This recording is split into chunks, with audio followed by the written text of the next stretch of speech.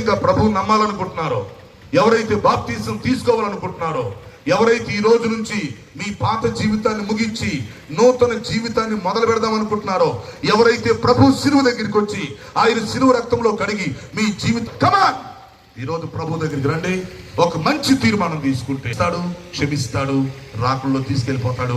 ఎత్తబడి సంఘంలో ఉంటాం. ఆ విధంగా మనమందరం ప్రభు రాకడలో ఎత్తబడి సంఘంలో ఉండుటకు ఈరోజు ఆలోచన చేసుకొని ఒక మంచి తీర్మానం తీసుకోవటానికి ప్రయత్నం చేద్దాం. అలాంటి కృపని దేవుడు మనందరికీ దయచేయును గాక. అందరు తల వంచండి, కళ్ళు మూసుకోండి. 2 నిమిషాలు ఎవరు కళ్ళు తెరవద్దు, కదలొద్దు ప్లీజ్. కళ్ళు తెరవకుండా కదలకుండా ఒక 2 నిమిషాలు సభకు ముగింపు. ఈ ముగింపు దేనికంటే నీకు తీర్మానం కోసం. అంత అయిపోయింది, చివరికి మిగిలింది నీ తీర్మానం. ప్రభు త్వరగా వచ్చి సంఘాన్ని తీసుకెళ్తున్నాడు. ఇదైతే 100% వాస్తవం, అందులో డౌటే లేదు.